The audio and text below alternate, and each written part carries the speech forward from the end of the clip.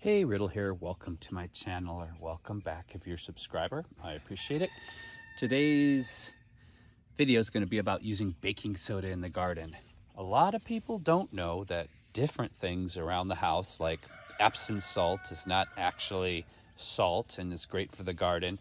And baking soda can be a really great tool of defense in organic gardening. What do you use baking soda for is the question. Well, insects hate it, and powdery mildew hates it. Powdery mildew is that powdery substance that suddenly appears on your squash and your tomatoes and your roses when the temperatures start dropping and you start getting more moisture, and slowly kills everything. Also, I just read that if you just sprinkle it around in the soil underneath tomatoes and other plants, it will act the same way, doing several things. It helps to raise the soil acidity a little bit, which the tomatoes love. And as you can see, my tomatoes are doing pretty well. And it also combats insects and the powdery mildew and several other funguses, from what I understand. So it affects the soil in a positive way and helps fight funguses and insects. Now, they will give you formulas or tell you that you can put the baking soda directly on the leaves. My experience with putting baking soda directly on the leaves has not been really positive. It can burn your foliage. Now, yesterday, I gently took and dispersed it with a mask on in a powder form all along the leaves, and I did not water it. But I noticed that even on my skin, the powder burned my skin ever so slightly. And when I came out this morning, there was some evidence on some of these leaves that there was a little bit of burning from the chemical from the baking soda. So you want to be careful of that, applying it directly to the leaves. Oh, you can see here, see this? These were perfect yesterday, but that baking soda was just a little too strong for them. So if you do the formula where you put a tablespoon or so in a cup of water along with a little dish soap, I would go really, really mild with that and be really careful or experiment beforehand, because I have yet to figure out how to apply the baking soda to the leaves without getting that burn. Oh, you can see a little bit more burn here. That was caused by the just light powder of baking soda I put on yesterday. Now, the plant's still thriving, but what I did, because it was an experiment, and I'm always encouraging everyone to experiment, because I believe in the future, our survival is really going to be dependent on being clever in regards to the changes the earth is experiencing. I came out this morning and I just rinsed everything off and allowed that baking soda to go back down in the soil. And the article I read yesterday, I mean, it was pretty specific about putting the baking soda, sprinkling it around the soil, but then it did have these instructions for the powdery mildew that you would apply it onto the foliage. And again, I had the same experience that I always had with this burning, even from the most minute amount of it.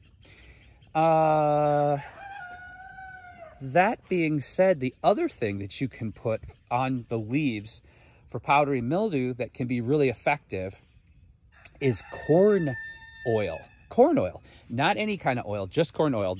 There's a specific chemical in corn, in the corn oil, that is a really, really effective at combating powdery mildew. And again, it's like a tablespoon or two per gallon, warm water, shake the heck out of it, and apply it with a pump sprayer. That does not burn the leaves. And just like what I tell you about using organic insecticide or different things to prevent insects, which I've been lucky this year, I haven't had so much as an aphid, which is partially because my plants are so strong, and it's partially because of the sun protectant the organic sun protectant I put on them, which acts as a mild insecticide.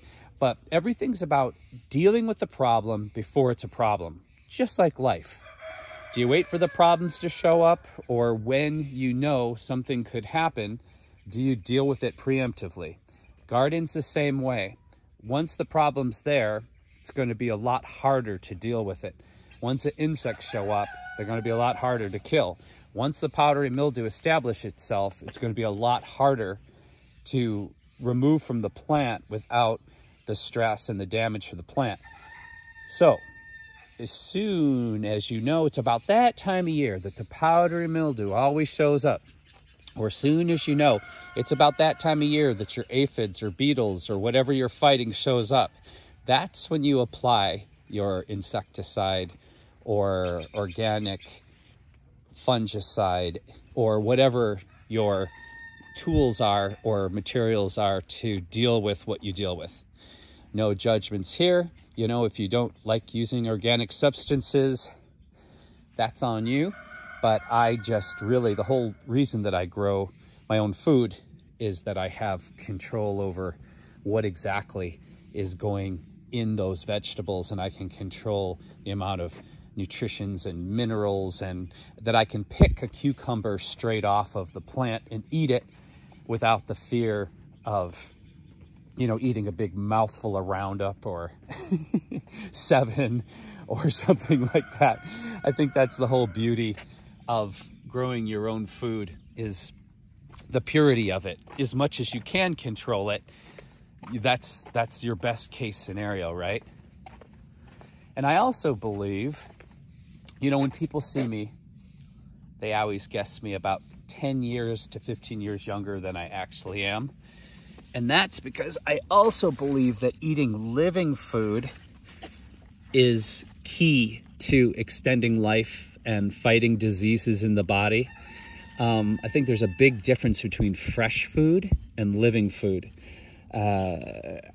Billionaires are eating fresh food, but it's the simple people around the world that have the time and are growing their own food that have a chance to literally eat a vegetable or eat their greens within the first half hour after you pick it from the garden, while those cells and that life is still moving through the plant. And I believe that that living food, that's the way we were supposed to eat. All day humans walked and hunted and gathered and grazed, hunted and gathered. We grazed just like animals, consistently gathering, eating, gathering, eating. So we're both burning calories and we're taking in literally living cellular life. And what you are what you eat, the old saying, you are what you eat. So if you eat dead stuff all the time, you can look at the state of health, especially in the United States, and it adds up really quickly. If you eat dead food all the time and your primary source of nutrition is animal-based protein, well, you see, you know, that the obesity rate and the disease rate and overall health and well-being in this country is not where it should be, and it's far from natural, far from normal and natural.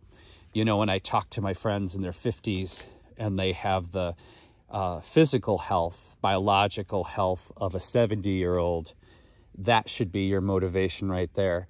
Because, you know, they put the golden carrot in front of us, that retirement age is actually near life expectancy age.